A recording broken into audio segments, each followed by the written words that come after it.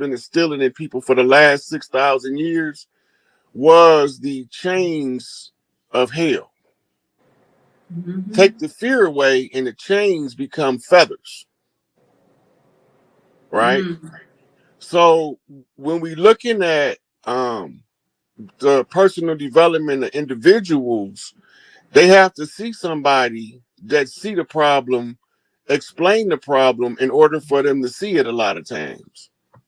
Mm-hmm. So my job is to describe the problem and offer a solution where a solution is available. I haven't found a problem yet that wasn't solvable. Right?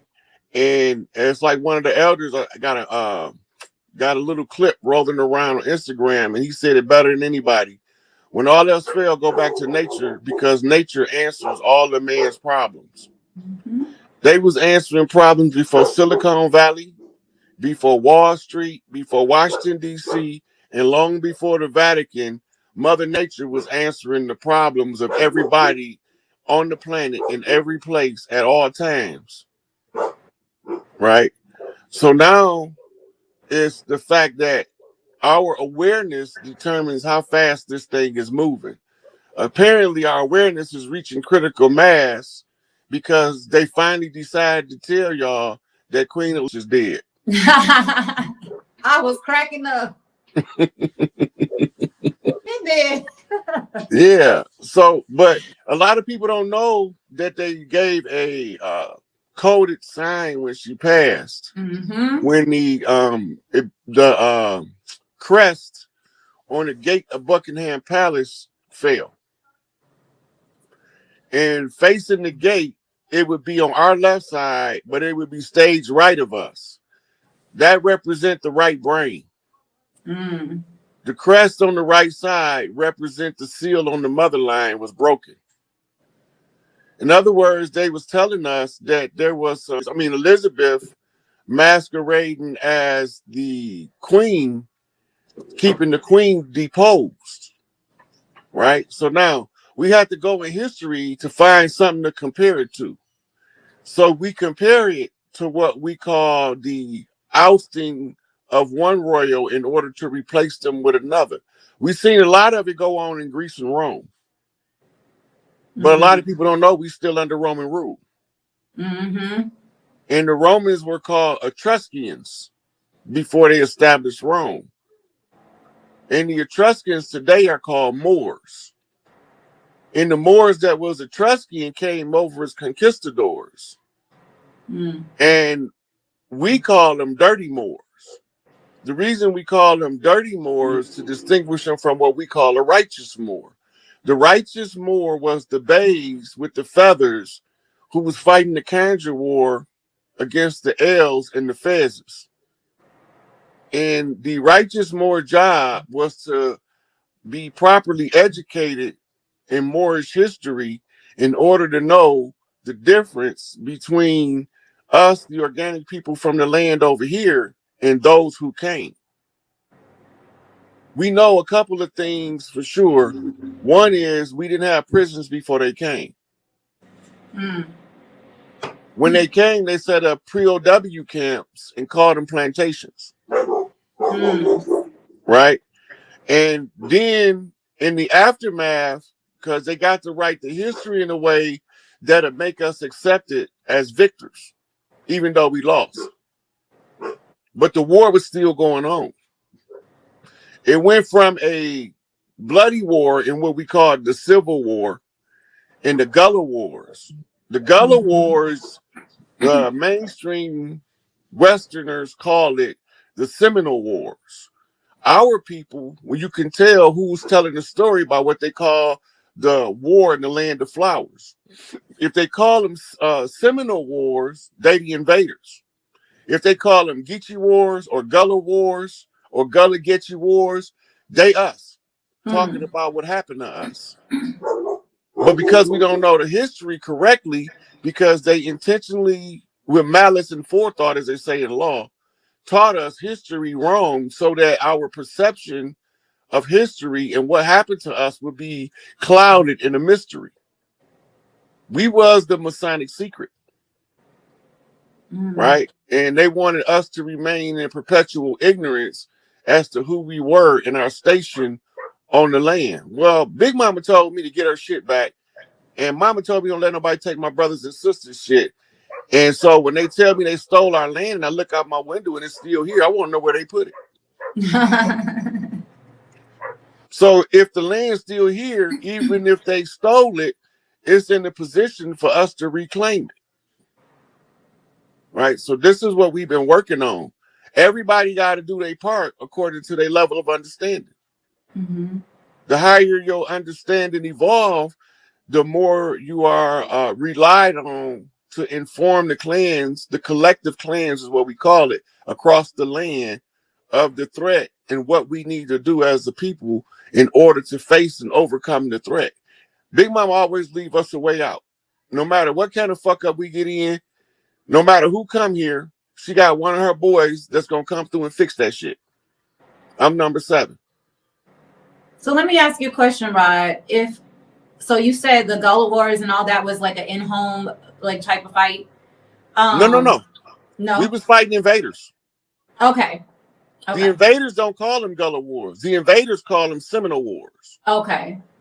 We call them Gullah Wars, Gullah Geechee Wars, and Geechee Wars. They are the same thing. Because that was the main battleground. Florida. So the Dirty Moors are the one that brought the let me word this right. The genome, well, what we would consider Columbus and all that stuff is, Columbus was a Tawny Moor. He was a mulatto. Oh, really? Yeah. I didn't know that. And his boss was Pedro del Negro, the navigator on the ship. He was a blackamoor. That nigga was black. Make me and you look light-skinned. What? Yeah. That's the whole trick. Because they have the same hair texture and skin tones as us, that they can come and mix in with us and we won't know us from them. So this was a challenge under George Washington in a ceasefire agreement called the Paris Accord, and we know it as the Treaty of Peace and Friendship. The Paris Accord was signed in Paris, France. The significance of that is the memorial that's left in France, in Paris, right? It's called the Eiffel Tower. It's a homonym. I fail. Right? And so if it's the Eiffel Tower and it's commemorating somebody's fall, whose land is it on? Paris' whole name is Parthénon l'Isis, which means city of Isis. So now you know that this was the fall of the matriarchy that they commemorate. But we got to have a tale coming from France to lay the book wide open. Do you know what that would be? No, enlighten me. Well, she got a book wide open. She carry a light in one hand. Okay, so the Statue of Liberty. Because they first sent, what was the first statue? It was of the melanated woman, correct? Looked like a dude. It's always been a man because it represents the Pope. But they want us to believe that's a woman? If you stupid enough to fall for it. She got a whole man face. Man, you hear me? Okay, now, the Pope, and this is how you know. Notice she's sitting there with the book wide open. What book is she holding? Don't nobody know what book the bitch holding. I don't. It's the fucking Bible. Why is she holding the Bible wide open? Right? This is the reason why. The Bible is not a spiritual text. It's a contract, a riddle, and it is a code for those who reach a certain attainment to follow a star map in order to unlock the secrets of who we are. So the Pope, who's masquerading in the Black Madonna seat as the Queen of Heaven and Earth. But he can't sit on the real queen seat. It's suspended 30 feet over his seat. Because if a man sit in his seat, they forfeit. Nobody with testicles supposed to sit in the seat. So they suspended it in the air so the janitor mopping the goddamn floor don't get tired. So, I'm gonna have a seat right here. Right. So if he get up there, he got to get a ladder, a 30-foot ladder. Right. That's what we used to call the House of Sybil, where all of the oracle priestesses of the earth fell up under what we call the 12 daughters of Isis. And they went to different regions of the world once they was trained to be the matriarch that helps everybody else with their development spiritually. All that shit got hijacked by Yahweh and them. Yahweh is Zeus. Yeah, I know. That's Enlil and Sumer.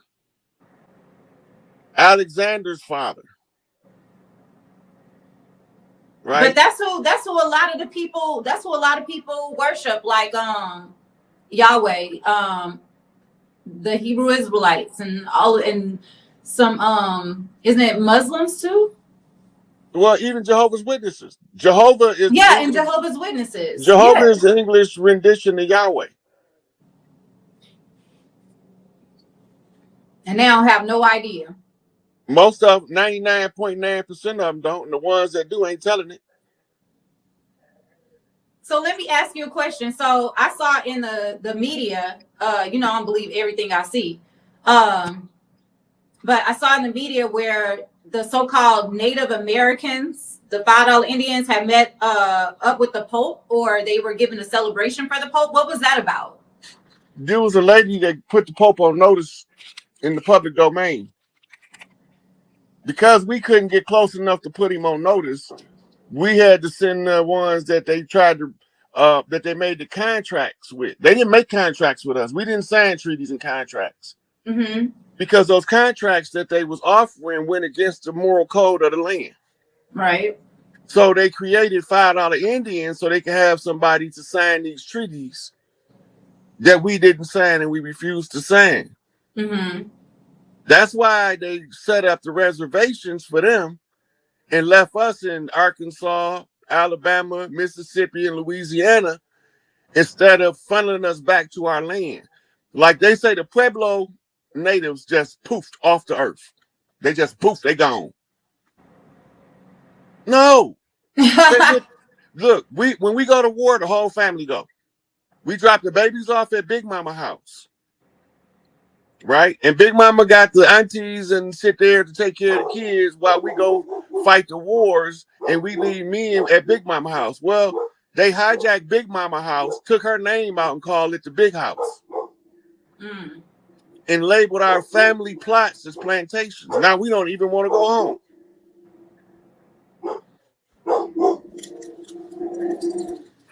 So my question is, who helped them do this though? The Blackamoors. Okay, that's what I thought. Okay, when you look in the Washington Memorial in DC, you got a whole bunch of fezzes in there. They the ones challenged us to the Conjure War. Them the L's. And they all are under a death oath. That's why there's a sword on every one of those fezzes to not tell us who we was and to replace us. So they sold us out. No, they not us. Oh. They want to replace us. They ain't never been us. They just look like us. Ooh, there's some tea here.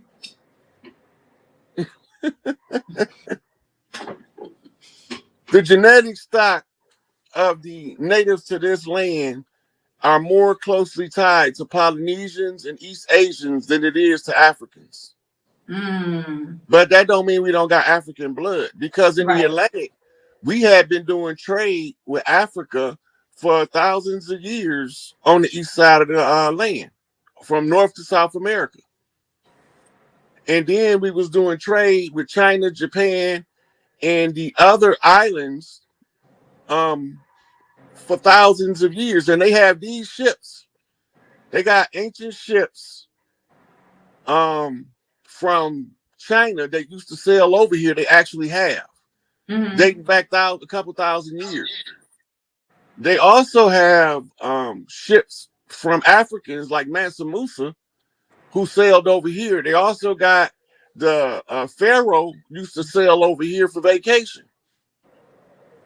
And they got his ship, but we don't got no slave ships. None of them slave ships they told us exist. We can't find none of them.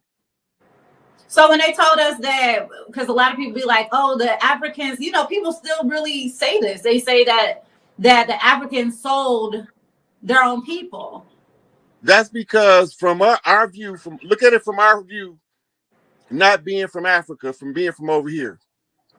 And the motherfuckers look like the motherfuckers they bringing. That's why they saying that. Look at Tipper Tip, and you will understand why they say Africans the sellers. But Tipper Tip doesn't self-identify as being an African. He self-identify as being an Arab. Now the term Arab means wanderer, right? And Elijah Muhammad said everywhere they go, they call mischief and bloodshed. They have no place that they native to because they not native to anywhere on the planet. So they travel the world causing mischief and bloodshed everywhere they go. They go among peaceful people and start conflicts and then offer a solution to the conflict that they started for a fee.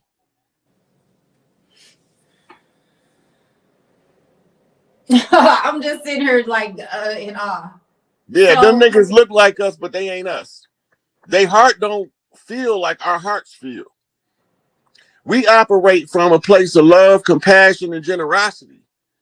They operate from a place of hate, misery, and deception. So my question is, how did they get there to where they look like us, but they're not us? Like, are they mixed up or? They came here dark skinned. Right? They from Nibiru. Okay. So Nibiru have all skin tones of people.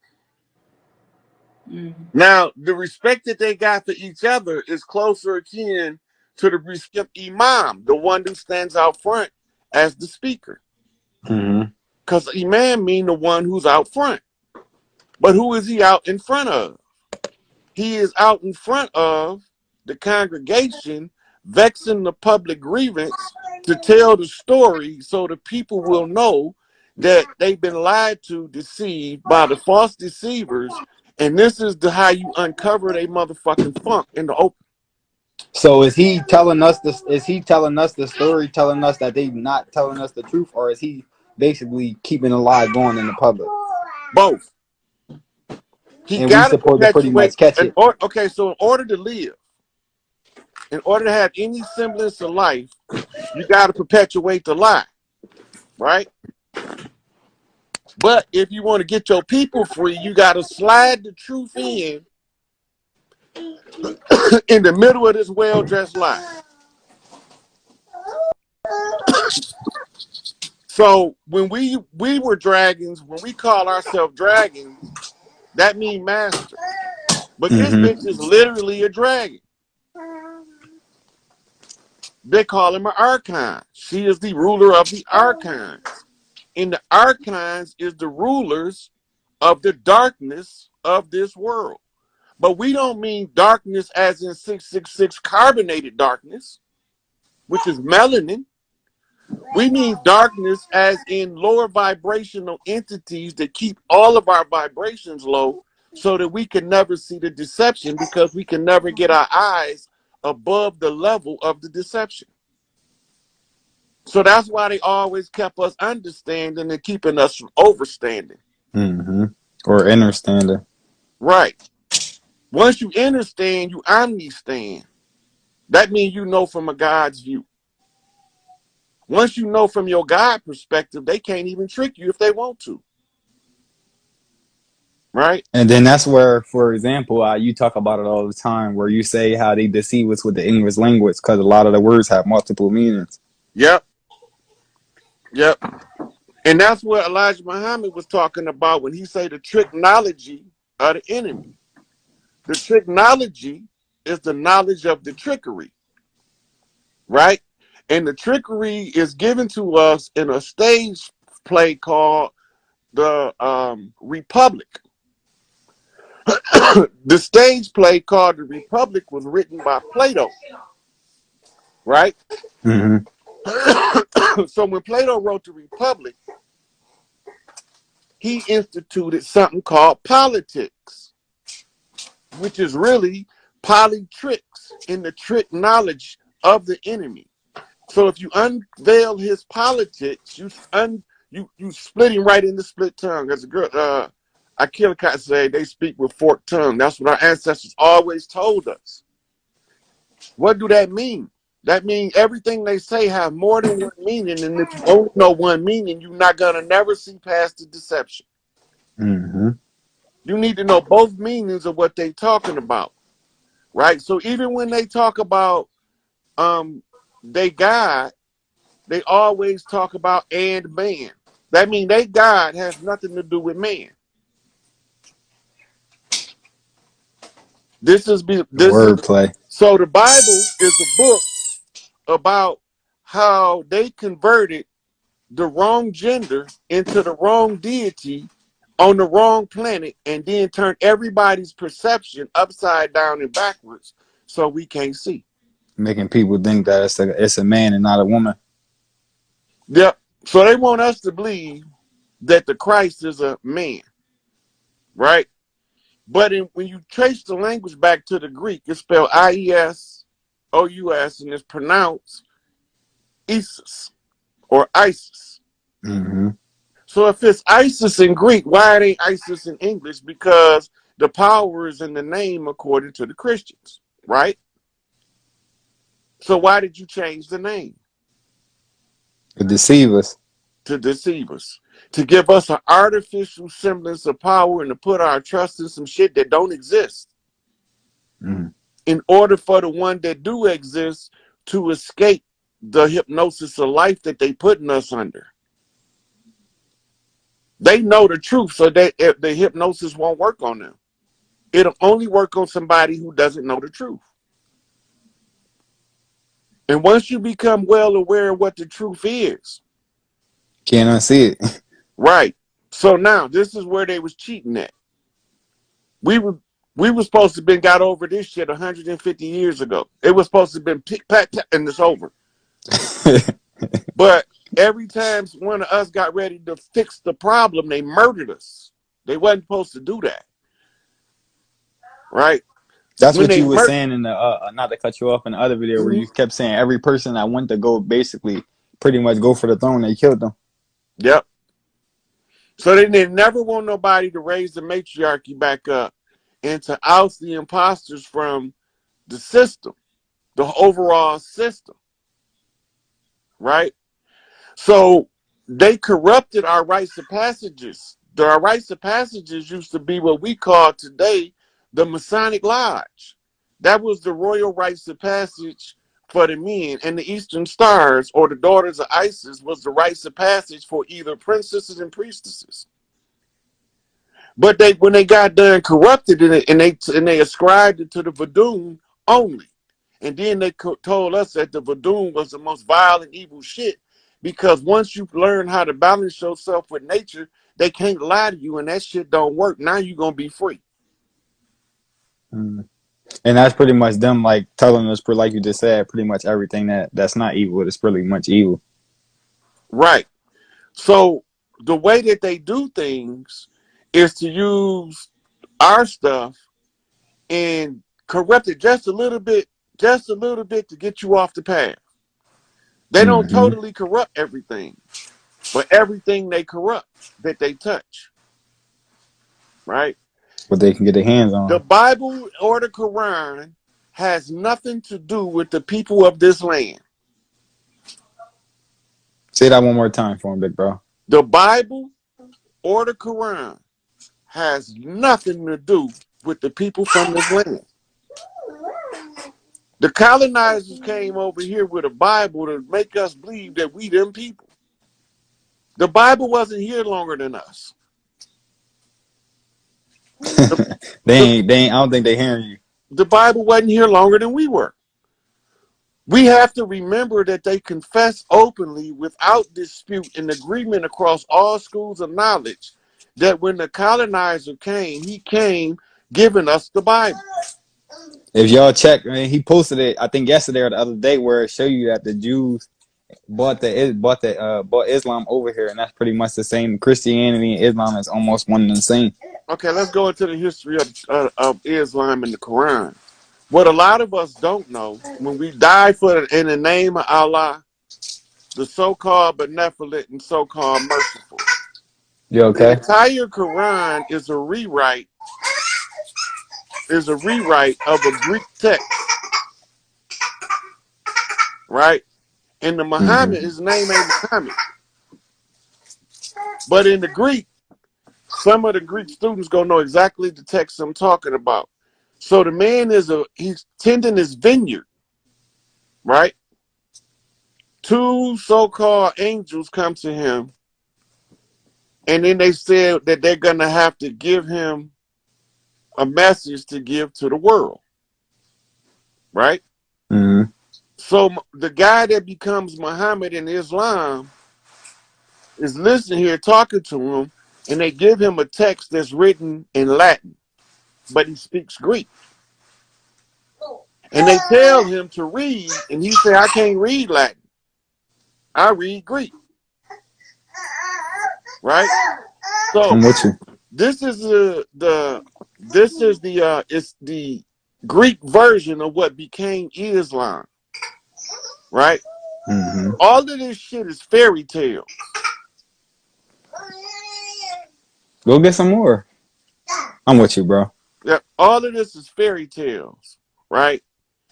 And the fairy tales that became the Quran was used by the Catholic Church. If you go through the history, you will find that Muhammad's first wife, Khadijah, which they call the mother of the righteous, was actually from the Catholic Church. Mm. She was a nun in the nunnery. But really, they're not telling you the whole story. Because the nuns, the nuns used to be noon priestesses. you said that in a video on YouTube. Right. And the noon priestesses were called the Sibyls.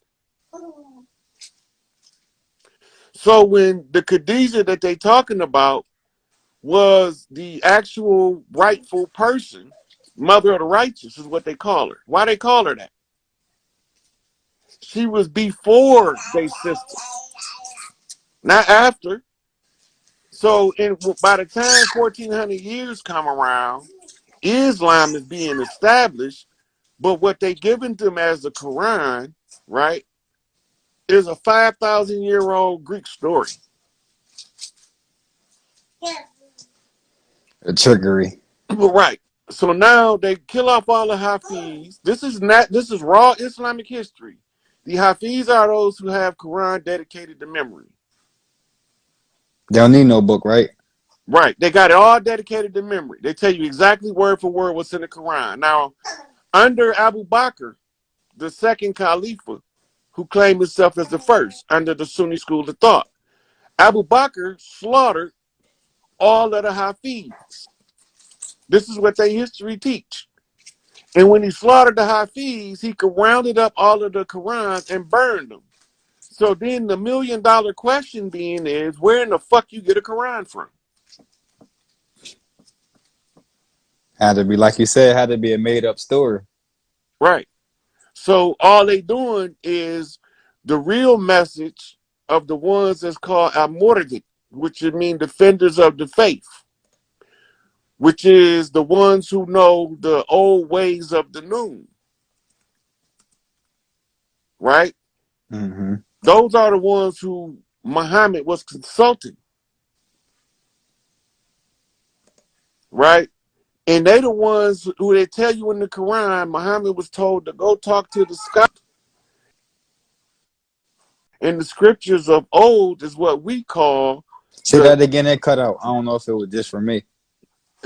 So Muhammad was told if he had any doubt about what he was given, go back and ask the scholars from the scriptures of old Hey, Simone, and in the process of this, he go to a priest named Waraka, which is Khadijah's uncle, who teaches Muhammad the secrets of the doctrine of the noon priestesses that become known in modern times as the Sufi. The Sufi hold the secrets to the earthright rituals so that the archons won't kill everybody who know the secrets. You have to hide the secrets in different areas. So the Sufi took the rights. Now, when the women start doing the shit that the Sufi doing, they start waking up all over the world. And when all of these women start waking up all over the world, they fuck. Because the frequency of the planet automatically will start rising. And they can't vibrate to that frequency. That's why they've been having us doing bloodletting rituals, and they've been raping babies and draining adrenochrome, because all these things keep us from, we are in a continuous state of mourning and apathy. For y'all that say good morning, understand, like we just said earlier, words have multiple meanings. Right. So now we are mentally and emotionally distraught. We become so used to it that it no longer becomes apparent to us that we are mentally and emotionally distraught. So what do? They keep reinforcing it by continuously causing grief in our community. And that is a dervish in the Sufi order. Why I showed that is because it just made me think of how, I can't think of, correct me, what they wear on top of their heads. The Moors. The feds, right. Now I know what So it is. the modern day Moors are not who they telling you they is. Now, we had to go to a conjure war with them, which means we had to play fifth dimensional galactic chess, and we had to place all of the imposter elves with the righteous babes, right? Mm-hmm. And the only way to do that is in verbal conflict, direct debate on the facts of the matter about the Moorish doctrine. So, I took that shit over. I got the motherfucking receipt to prove it. Big man walking on the land. You dig? So, once we knock all of them out of position, we take that shit over, right? But we can't close it yet, though. We have to keep it open. You got to keep that in mind, because if we close it, then they come at us from a different angle and we fuck because we can't see them. Because they look just like us. But they ain't us. And this is why they kept being able to kill us. They could see what we was doing before we understood it clear enough to execute a plan. But Big Mama smarter than all them motherfuckers put together. So Absolutely. In the Quran, you got a saying, it say they plan and Allah plan. And Allah is the best of planners. But who the fuck is Allah? Allah is Allah, the moon goddess, right? Don't tell us that. The moon key is the silver key of magic. Flip on them. You dig? So when the moon key is captured by the righteous, now all they need is the sun key, and that crosses all of the imposters out. That mean they all got an X on their ass and they don't even know it. They've been exposed by going against the righteous openly and by slave catching willfully and going against the absolute laws of the land, which is the oral tradition to proclaim your sovereign right in the public domain without the paperwork. They know they slave catching when they compel people to go file paperwork with this dead government to legitimize their claim for freedom, when the government is the fallen corporation that they use to do their dirt. Mm-hmm. So when you finally find out who own everything, and you end up with some people look like us from upstate New York. Remember that what they call the Jews? What you say? The Jewish Defense League. Yep. That's the paramilitary branch of the Anti-Defamation League. So these are what you call counter propaganda defense mechanisms. Both of them. Right? So anybody that try to expose them, murdered. They can control so much shit. You have to read the Jewish onslaught in order to really understand how miserable they can make a motherfucker that worked his way up. Then you understand the power that they had behind the scenes.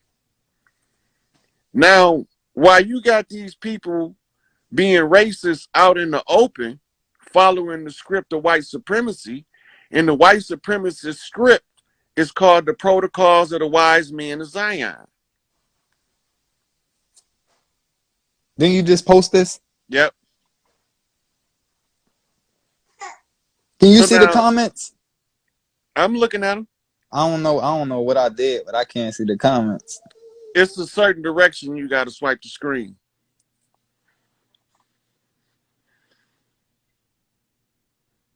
So while we doing our sovereign stand-up across the land, every woman and every man taking his own destiny in his own hand. Once we make that known by public announcement, putting it in the public domain, we no longer subject to the jurisdiction of the corporation. But as soon as we go file some paperwork with the corporation, we legitimize the illegitimate system. So it didn't knock the little brother out. It knocked him out, so I don't know if he's going to be able to show it again, but you'll be able to look at it on the replay because I'm going to save the video. Right? And so when they get done telling us all these lies get laid to waste when we can see what they is. Yep, Protocols of the Wise Men of Zion is what you call the blueprint to the execution of white supremacy. The counter, because our elders had to write a counter in order for us to match it up. The counter is written by Dr. Neely Fuller, and it's called the United Independent Compensatory Code System for Breaking the Chains of White Supremacy, right? And he also had what you call a codified word guide. And there's also another book you're going to need called The Keys to the Colors, the Word Code Racism. Right, so all these books that our elders is putting in the public domain, so we can see the trap, we can see the dirty parties. All we got to do is Babylonian magic, money magic, that the so-called Jews have been using. That is correct. It is Babylonian money magic, but when you understand that they're using the blood in order to keep you from exercising the rights. So when we say rights, what do we mean by the rights? When you go to church and your preacher call a prayer line, he is issuing a right. When you go get baptized, that is a right. So any ritual with a determinative outcome as you go into it, as in circumcision is a right.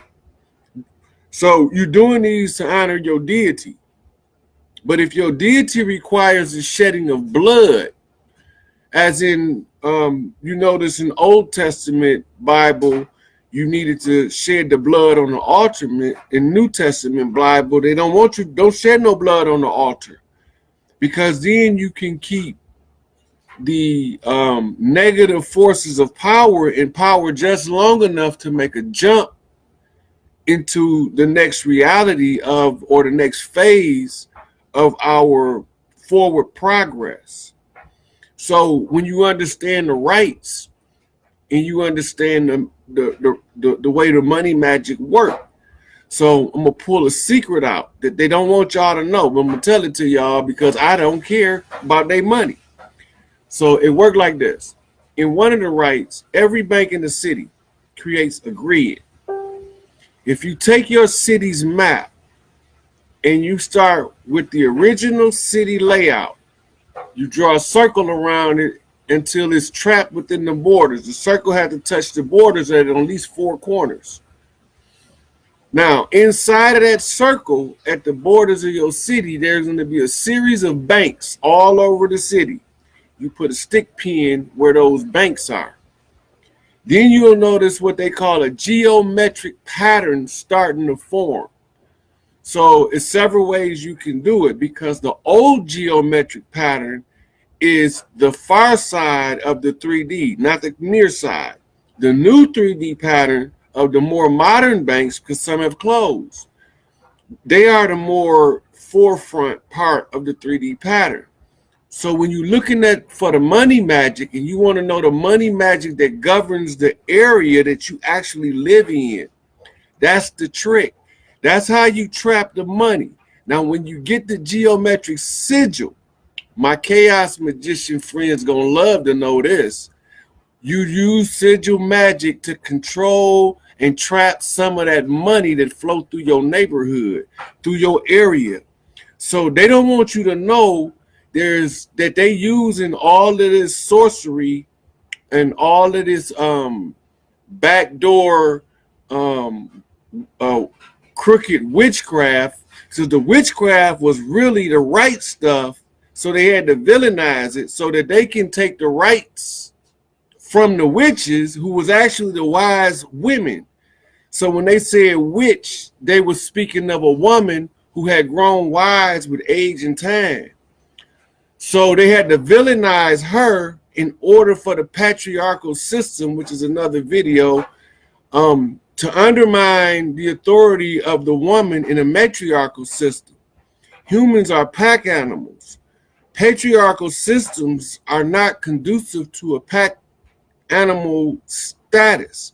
So they don't want us to practice the matriarchal system because it teaches us how to heal the children, how to stop predators from coming in our community, because it teaches you how to weave the community together as opposed to pinpoint the community in opposite directions. It keeps the divide and conquer at bay, and that's where the power and the force and the strength that they don't want us to tell each other about. They done messed around and let the wrong one in the asylum. I'm about to tell all their secrets. I don't like them people because they're not going to keep oppressing these people and nobody not telling. So now, the blood is how they keep you sedated with their blood rituals, with their baby eating, when they kidnapping you and they stealing organs to make different types of souffles and soups. That's not just cooking. Soul food is not mythological. When you infuse certain energies into the cooking process, you infuse a certain magic into it. They don't want us to keep telling y'all. That's why they made all of the ones that practiced what they call voodoo over here villainized. Now watch what they did. The African never, ever, ever, ever, ever, ever accepted Christianity when they came over here. Even when they would use Christianity, it was to veil the African conjure because they understood the principles at play, the nature, the flow of the wind, the cycles of weather, all of these things they became aware of that allowed them to understand that we can conceal our heritage under the veil of what they teaching, because what they don't realize is what they teaching has something in it that comes from African conjure. So when you source back the Bible to a source, you can understand why it was so easy for the African to veil his native religion, as well as some native tribes who had similar teachings, was able to veil their customs and traditions in the church, and without it upsetting those who they said they were slave owners, but there was never a slavery, which is another myth. It was a war. The war was lost. And George Washington was set up in the United States the same as Muhammad Karzai was set up in Afghanistan by Britain. And if you don't understand that part right there, you will not understand that they never freed anybody called a slave, because there was never a slave to free. The Emancipation Proclamation literally means that, okay, my captives can roam my territory. But at any given time, I can revoke that right because that's an emancipation. That's a freedom of roaming. But it doesn't give you any rights at all that you did not already have. And he can't assert any rights under those conditions. If they had really wanted to liberate the POWs that they call slaves, what they would have issued would have been a declaration of manumission or a declaration of liberation. Manumission means that, okay, you can carry on your life according to your own recognizances and your own will. So in the money magic scheme, all of these things become relevant. If you don't know history, you can't get no real money. They keep us trapped in these mind traps. They keep us in a factory mindset where we're running on a treadmill and they give us just enough breadcrumbs, but then they start taking the breadcrumbs and they start upsetting the balance of how our lives unfold at that point.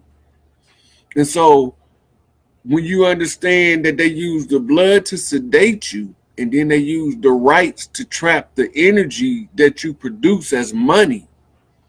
The rights is like the dream catchers of the Native American.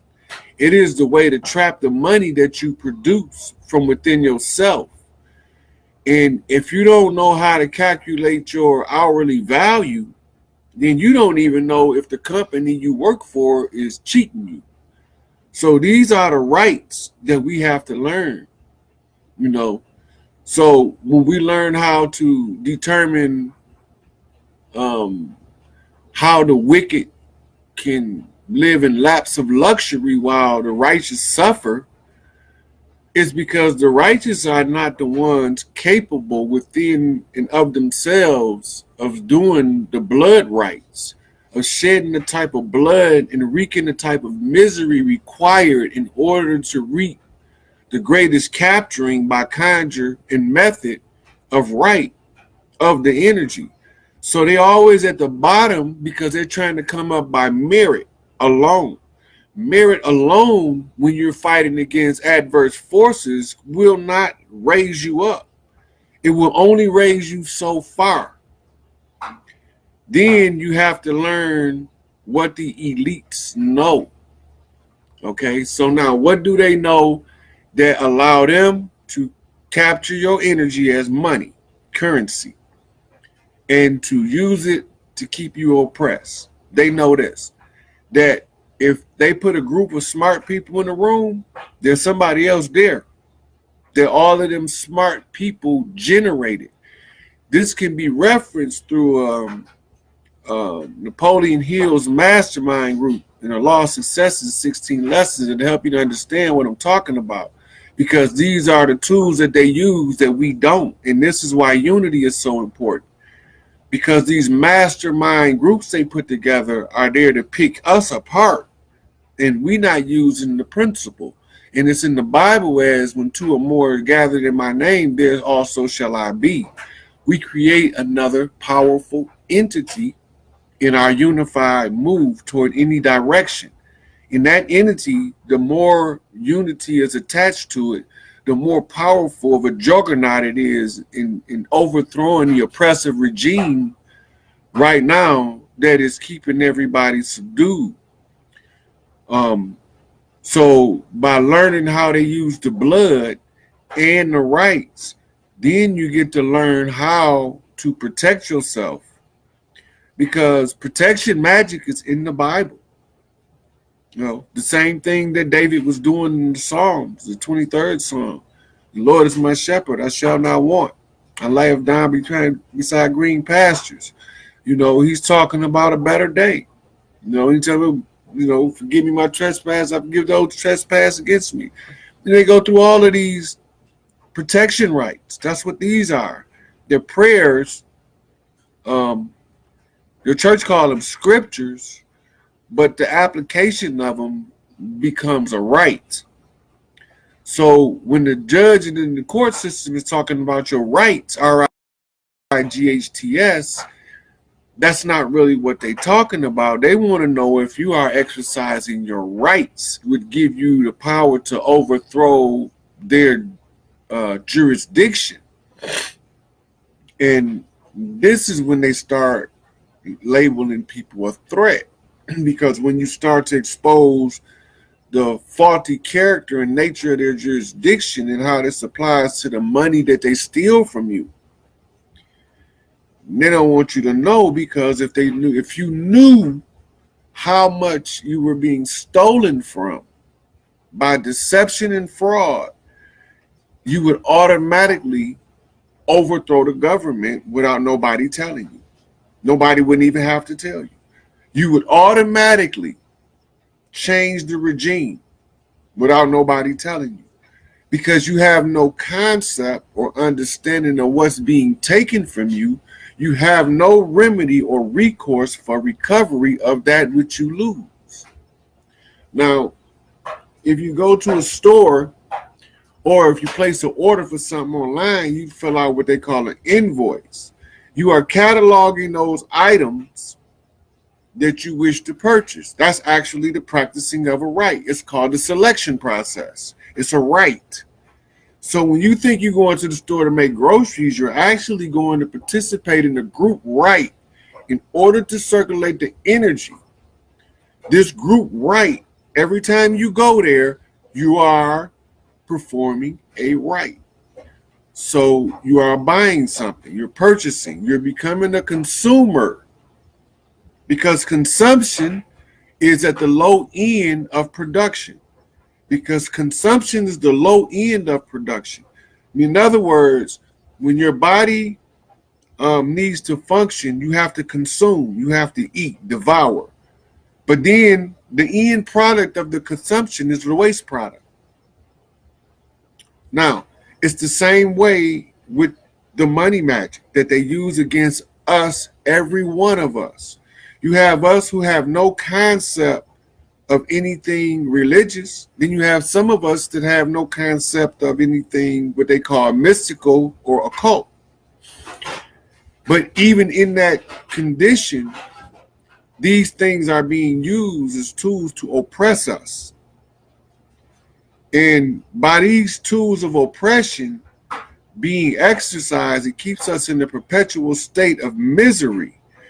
But we become accustomed to it till it's tolerable. This is the atmospheric nature of oppression. You will only tolerate it until it can't be tolerated no more, and you will try to move under that level of oppression.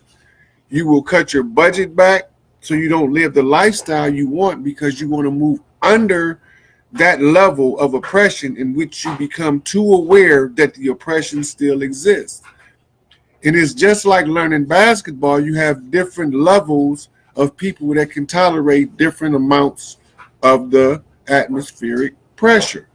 Those who can tolerate the most pain are at the bottom, or else they wouldn't be there. If you can tolerate the most oppressive pain, you are at the bottom, or else you wouldn't be there. Because if you can't tolerate it, then you start exercising a different right. A right of refusal of acceptance. That's a right. If you look it up in law, it's actually a term, right of refusal of acceptance. That means you do not have to accept being oppressed. At that point, you start getting up and you start moving through the layers of stratas of oppression. You end up becoming a Jay-Z or a Kanye West or whatever the case may be. But the oppressive and the overwhelming nature of oppression, those guys did not qualify for the character and the nature of one who was willing to accept the oppression. So what do? They use their artistic talents as a right. It's a right. Now, keep in mind, there's wolves at every corner seeking to devour. So you see the story of Tupac, which is another video, Tupac Decoded, and that's gonna bust this shit wide open. But so you have these guys like Jay-Z and Kanye, they coming up and they starting to see that if they exercise their first right of self, the 5-5 realized, not the 3-5 compromised, but the 5-5 realized, then they become a target for death. Every last one of them If you pull their FBI files, and I've done it, it's the same motherfuckers in every one of their groups. And these motherfuckers is masters of Babylonian magic, money magic. But it's not just the black artists. See, they got us thinking this divide and conquer shit that it's just the black people suffering.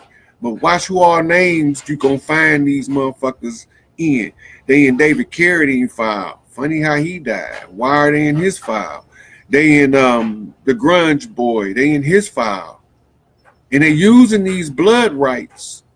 These are high-ranking blood rights. When you hear these people talking about the Illuminati, that's bullshit. That's not what's going on. The Illuminati, as it is described in pop culture, does not exist. The Bavarian Illuminati created by Adam Weishaupt is what they call a red herring or a mass distraction mechanism. It's bullshit too. Now, that's out of the way. Now, I did all that investigating. Is Jay-Z and the Illuminati? Jay-Z is a Mason, period. That's the end of the story. And he exercising his rights. And anybody don't like it have to deal with it. They have to suffer. They can't stop him. His time to shine is now. Beyonce time to shine is now. Kanye time to shine is now. No matter how quirky it looked to us, it's their time to shine because they exercising their rights. Therefore, they will be able to reap the rewards of their internal output. In other words, the money magic. By exercising their rights, they can get their money to come back to them. So I don't care what they do in their personal life because that's personal to them. For me to care about their personal life would make me have to know them personally. I don't want to know them personally unless they want to know me personally. So for me to care about their sex life, I ain't in the bedroom with them people. Whatever they do in their bedroom is what they do in their bedroom. I don't care. Long as they doing what they supposed to do by the will of the creator, which is to exercise that right. This is their time. Nobody can stop us anymore from shining. The blood right's gonna stop. They have to stop. And the people that look like me are not gonna be the ones to make it stop. Because when the people that don't look like us get a hold of what's really going on with the money magic and how they being robbed just as bad as the people that look like me, they gonna make everybody get paid. And that's gonna be fair and equitable. And that's different because that's gonna be the exercising of another right. So if you don't understand the blood and the rights, you cannot maximize your economic rights correctly because then you can't capture your own energy. This all the money is it's like putting dye in the water. The ADL and the other one is the JDL. Is a paramilitary group and they wear fezzes and some of them grand sheiks in temples.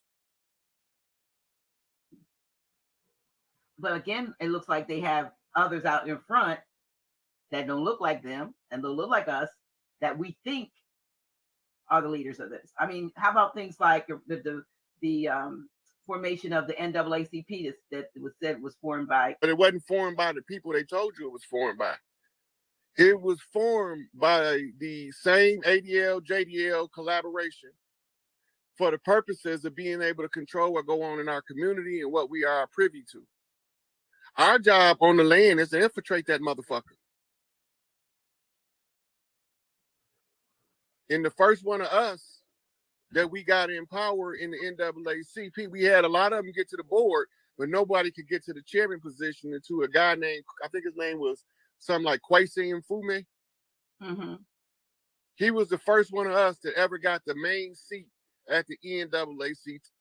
That's when they wanted to stop allowing them to take parts in our programs because one of us then got the driver's seat. Mm-hmm. So that's why they've been phased out in our community. When us got the driver's seat, they got to cut us off. So what about the Southern Poverty Law Center that puts out all of this propaganda about Moors being sovereign citizens and all of that? Slave catchers. What do you mean by that? They slave catchers. Moors are not sovereign citizens. Right, we know that, but they're feeding information to all of the sheriffs and the law enforcement agencies that put out bulletins and Look, the ones who are successful in interacting with them are not tied to the Moor Saints Temple. They tied to a tribe. Oh. They tied to one of the tribes on the land. We just got to try it back up by families. But for a lot of us, they don't know. They don't even know. It's funny, I'm looking back. My dad just transitioned in February, but when I say ask Dad where he's from, my dad told me back in the, he said, I'm a Blackfoot Indian. He's born in Georgia, born and raised in Buena Vista, Georgia. And I said, why, Dad? Why you say that? Because he got black feet. I didn't even know there was a Blackfoot Indian, so-called Indian tribe. Yeah, they are an Iroquois sub-tribe. Some of the bigger tribes is made up of smaller tribes. Mm-hmm. The branches of the Iroquois Nation is Crow, Blackfoot, I think Choctaw. It's a few more of them. Most of the Seminoles. Okay, so when we come to your land, our chief got to meet your chief and say, hey, we coming to give you aid, render aid and assistance. Then they exchange gifts. Then they smoke the peace pipe. Then they go to give a daughter to the chief from each clan. They exchange daughters. This is called tying the blood ties. Now, no matter what happened, I'm not turning on you and you're not turning on me because we family for real now. Mm-hmm. My daughter married your son and my son married your daughter. So now, whatever happened, all of the chiefs know we ain't finna back down from that agreement because I'm not going to give my daughter up just because I want to infiltrate you. We don't operate that way, but the enemy does. That's why Elijah Muhammad said the last trick of the devil would be to freely give you his woman. The only way you can tell his woman is because she don't take care of the yoni. That's sacred in our culture. All of our women tell us boys when we growing up, if she stink up the room, don't touch it. Right? That's our culture. That they culture not like that. So she don't have to take care of her portal. In our culture, it's mandatory. That's one of the first things that the women start teaching their daughter early about her body. Don't nobody supposed to touch you down there. If anybody touch you down there, you're supposed to tell mommy or daddy. Period. Right? So she's starting to learn respect for her body at an early age. We teach the same thing differently to the boys, but that's taught by the men. I don't think that goes on anymore. Yeah. We don't have those rites of passage in play anymore. No, we don't. That's been replaced with a 12-step thinking detoxification program called school. Mm-hmm. And the word school is a Yiddish word from the Yiddish word shul, S-H-O-O-L, which came from the Hebrew word sheol, which is S-H-E-O-L,